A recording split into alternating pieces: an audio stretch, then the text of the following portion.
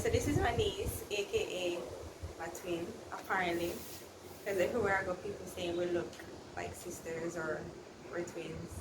Ever since I was a little child, so. Yeah, ever since I was going to Aldi, literally me in grade 9, they asked if it's my baby. I'm like, hey, you see me with belly? Yesha's labor and delivery story. I did this video over like 5 times already, but there was always something with the video that I just couldn't use it. Either the noise or there's always something. But I think it would be perfect for my niece to be the one to be here because she actually witnessed me deteriorating. Yep. Yeah, she witnessed me from being 160 pounds to 120 in like 4 weeks. Yeah, you want to tell your story? Go ahead. How did it feel for you to be in there? Huh?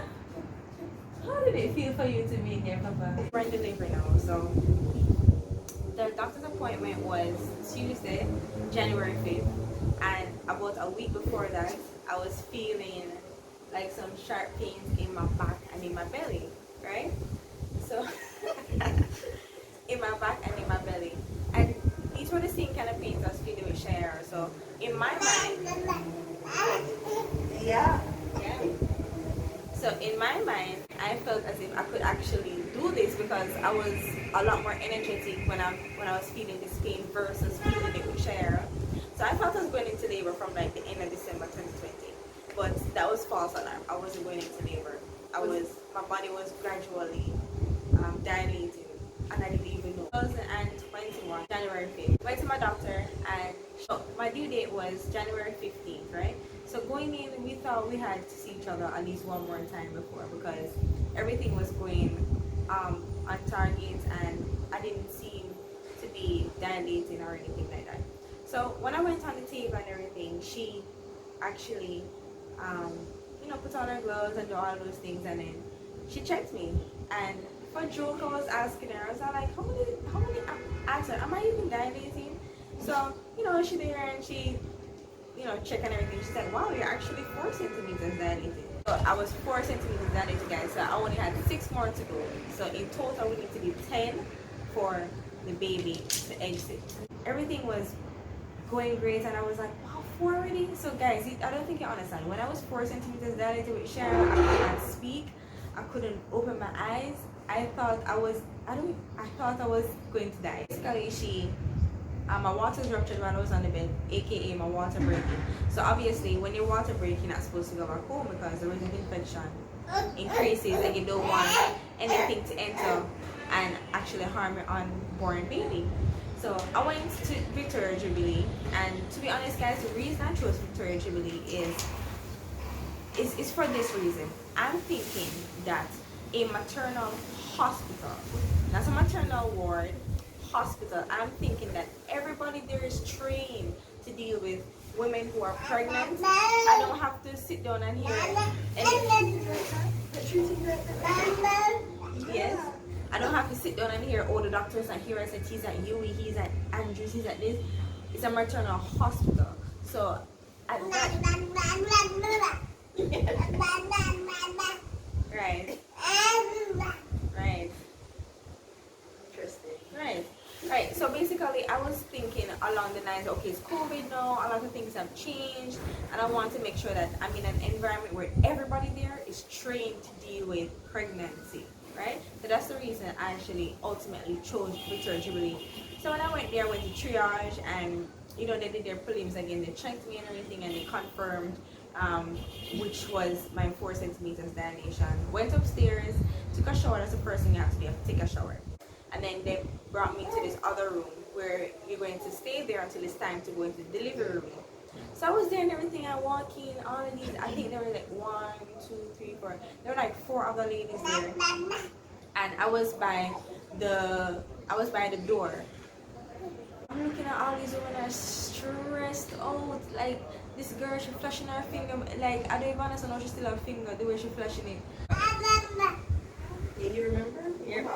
You said I remember.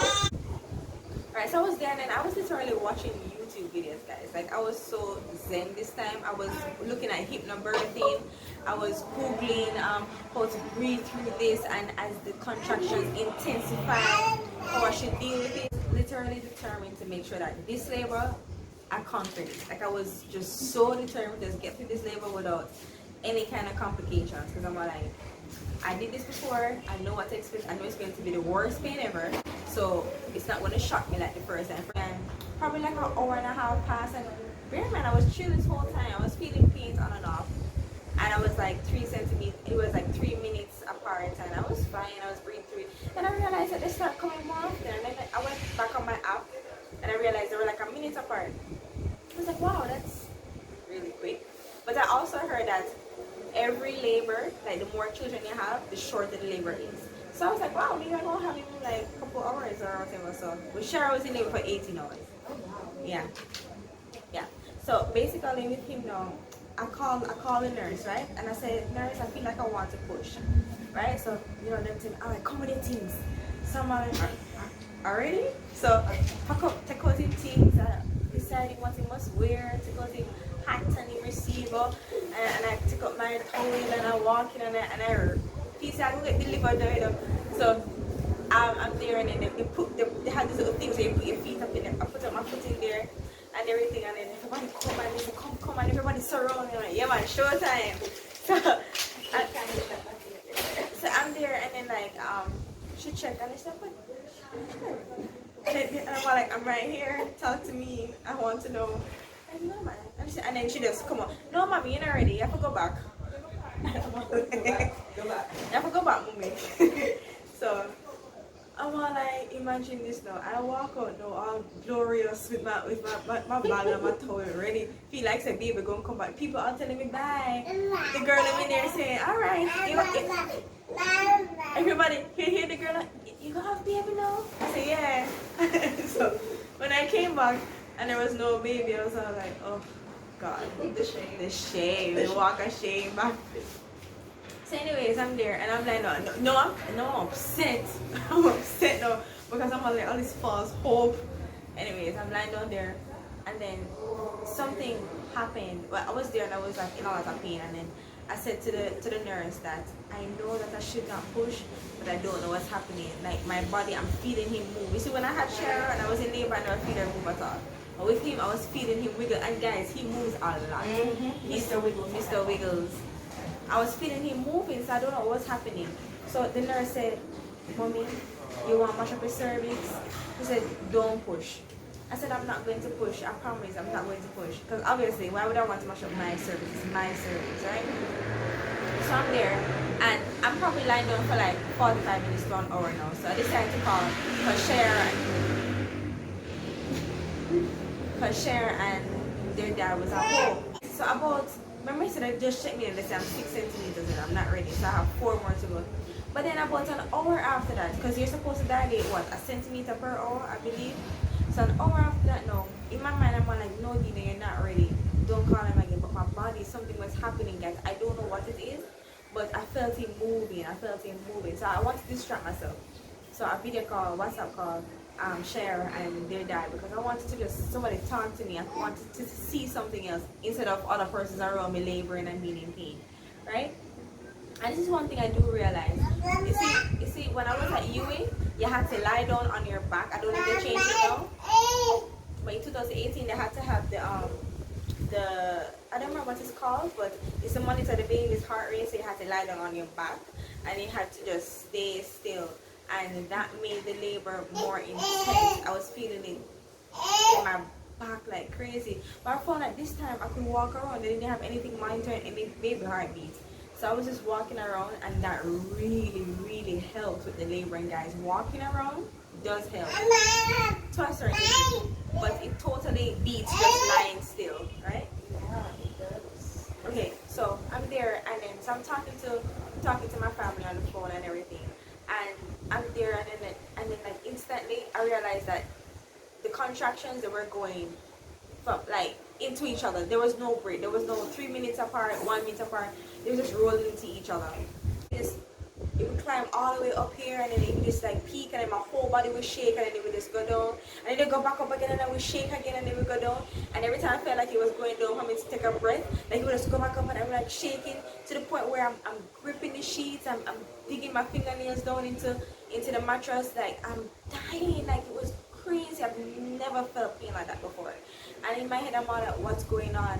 And I always told myself that I would never be the girl who was screaming, but it hurt so bad. I just had to scream up because I was shaking. My whole body was shaking, and I could not even gasp for breath because every time the contraction would come, I was trying to breathe through it, but the pain took my breath away. Like, I know it sounds poetic, but it's not. Like, the pain really did take my breath away. I was all those videos I was watching about take a deep breath in and think about the baby and the love of your baby, and none of that was working. I know it sounds very graphic, guys, but if I could just get something to rip my stomach open and just eject him, I would have done that. That is how extreme the pain was, right? I asked the nurse, I said, can I get a C-section? No, guys, we don't want C-section, but the pain took over, right? I just wanted to be delivered, right? So anyways, I knew I had to end here because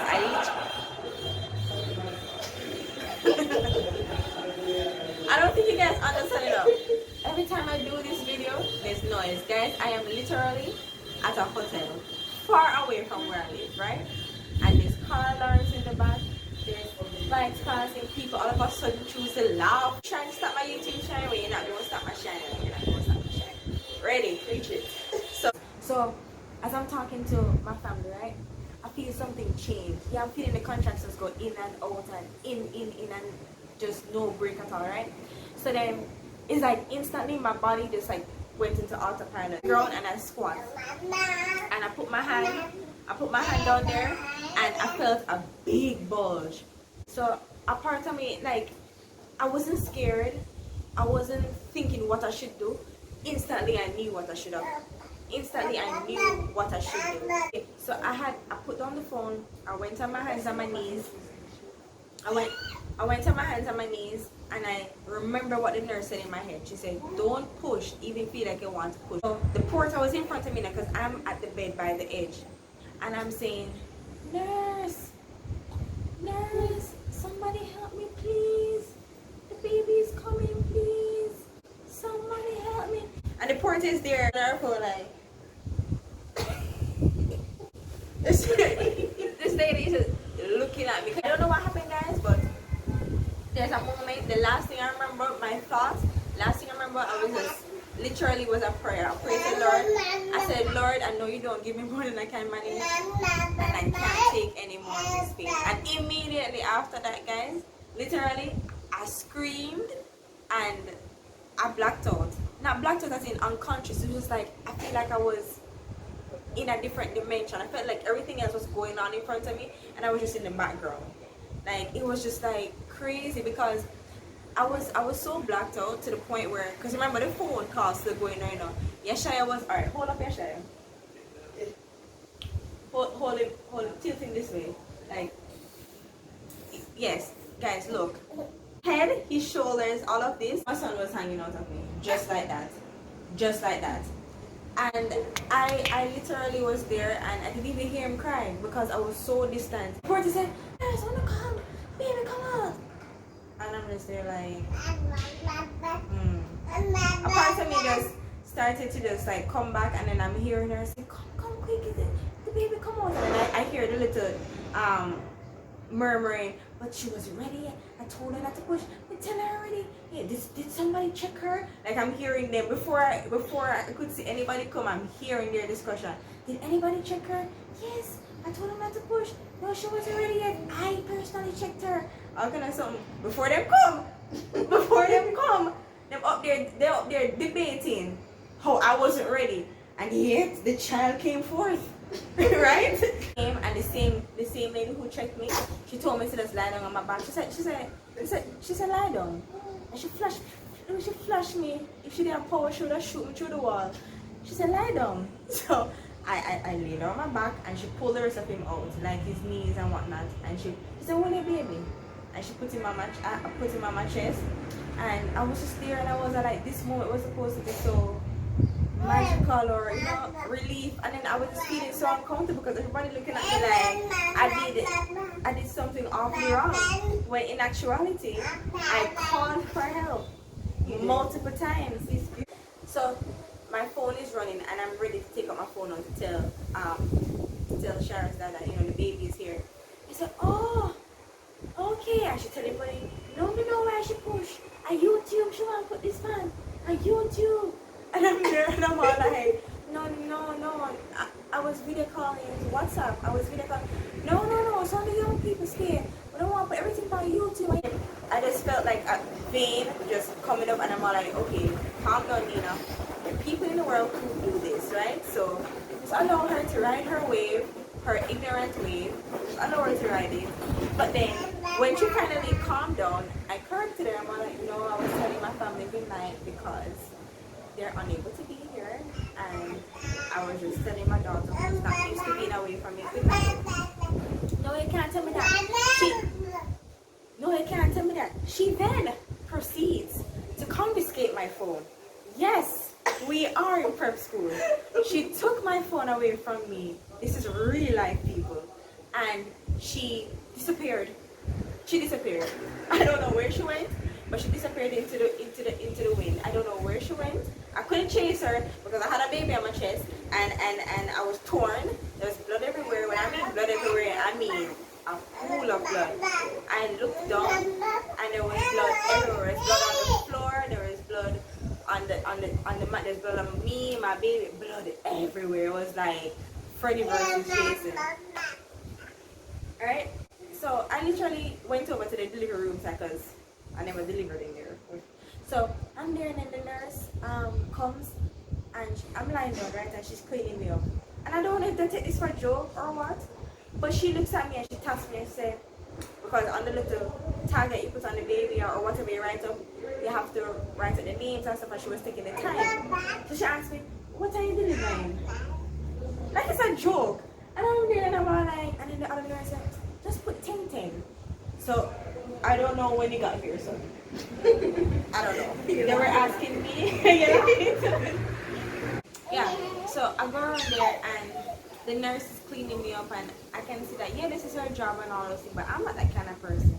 I'm not the kind of person who's all like, it's your job, clean me up. No, I said, nurse, it's okay, I'm going to take a shower, you don't have to do this. Please, I know this is uncomfortable for you. I'm going to have to take a shower, so save your energy. I know it's late at night. I'm totally out of it. I asked him, did I get torn? Because I thought that when you were getting torn, well, this is my experience. Other experiences, other women out there probably experience different things. When I was getting torn, I didn't feel it at all. I didn't feel any burning, no. I just felt my son. I just felt immense pressure and stretching. I'm there, and then 2 doctors come in because obviously this is a job for not a nurse but a doctor. And I was there, and there was this Rasta doctor, right, and this other brown doctor who was nice. And when I went there, the Rasta doctor, she looked so, let me not say Rasta, she had locks. Yeah. Right. So she was so annoyed, and I was there, and I felt so uncomfortable because I didn't know what to do. I don't know what I should be doing at this point. So my legs were down. He said, please put up your foot then. So I was like, no, good night, no, how are you, mommy? No, nothing like that. And I'm just there like, okay, wow, this is going to be an interesting night. So I'm there, my legs are open thing. And she go for this lamp. And I'm there because obviously they have to see. And then she's there, and then the other doctor is looking and saying, yeah man, see there, yeah man. And they go for some clamps, and then, guys, if you thought pushing the baby out hurt, this part hurt. When they're trying to find where it was torn. I want you to picture your flesh forcefully being torn, right? Not a nice clean slate. Your flesh was forcefully torn, right?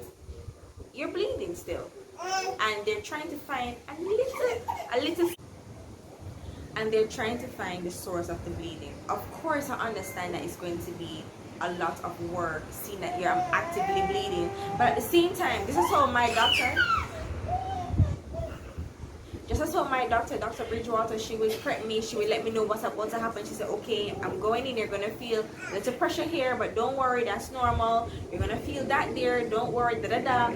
I'm not expecting anybody to have personality 100 like Dr. Bridgewater, but I'm just saying, at least walk me through the procedure, so when I flinch or when I act, when I react to you poking my flesh and ripping it with some big old scissors clamp something, yeah, you're not going to be surprised if I, you shouldn't be surprised if I'm moving, because I'm not used to this. I don't know what you're about to do. So anyways, she's there and she's going in, and then I see a needle that looks just like this. It's a big hook, right? And I'm there, and then obviously, guys, I have my legs up. It's like pin drop silence, but nobody talking to me. Public enemy number one. And then I'm looking over at my son, trying to find the good in all of this. And he wouldn't even look back at me. He was just looking in the light. And I'm all like, son, I'm over here. Comfort me. Anyways, so the needle is coming towards me. And I'm trying not to break the silence because I don't want them to be annoyed with me. But then as she gets down, I'm all like, so you're not going to numb me? Nobody replies. I'm all like, am I going to feel it? Nobody replies. And then she just goes in, I'm like, I understand. I'm like, I'm so sorry. I just thought you were going to love me and everything. And then she's so mad. I don't know what it is. I don't know. She's so mad. It's no time for her to go home. And she was so mad. So she started to sew me up, right, guys? It's clothing and textile. She started to sew me up. And then after that, no, I'm there. And I thought I was finished. And I see them say, all right. I see them go for one kit. Another place tour. So guys, my cervix tour, my vagina tour, and my perineum tour. So I was torn, right? Everything zero, right? So I'm there, and I see she go for a long needle, right? And then she numbs me, and that's when she was doing the perineum, which is on the outside, right? Google the anatomy, and you find out where that is, right? So I don't know if it's supposed to work in milliseconds, but she don't even wait a second. Just go in, and guys, the first stick, I felt it. But it wasn't like excruciating, like I could feel it, and then it just instantly went like dull. So I was there, and she was just sewing me up and everything, and then I could feel the tugging when they were tugging and pulling and like tying the knots. I could feel it. Right after that, guys. So this is the part that I never heard anyone talk about, right? They get a lot of gauze and they start to stuff you, right? So they stuff you with a lot of gauze. There's like, I can't even measure. They just kept on stuffing. But I was still numb. Exactly. They wanted, in case any, the residual bleeding, they wanted to be soaked up. But the way they were packing me, I was all like, oh my god, like I felt like a stuffed animal. They were packing me. After that, no, obviously you have to put on the maternity pads because you're going to be bleeding. So for those who don't know, because I didn't know this, and I had my baby, I had Shira 3 years ago, and I did not know that maternity pads existed. I didn't even know that you bled after you had a baby. I didn't know that. But you have your maternity pads. I see some persons abroad that use like adult pampers. They use adult pampers, but down here you have to use your maternity pads, and you have to like put 2 on, right? And they show you how to put it. It goes right up and then right behind. 2 to just line them, and you have to have those big panties. You can't have no little flimsy panties. You have to have them big, like some bingo. And bingo was his name. Or you have to have one of those like big panties, right? To really like. I know it sounds very graphic, but it's just real life. This is what we go through. Put a disclaimer on the video. Right. Back a disclaimer. So yeah, guys, that was my labor and delivery story. I'm not going to tell you where you should or shouldn't have your baby, because the culture of the people is the issue, not the place. So it doesn't matter where you go. If they don't have strict sanctions in place where if you mistreat a patient, this is the penalty. Like, we don't respond unless we have consequences, I realize. So I can't tell you where is ideal to have your baby, but yeah, that was my labor and delivery story. If you want to hear how it was with Shayara, just let me know. Bye.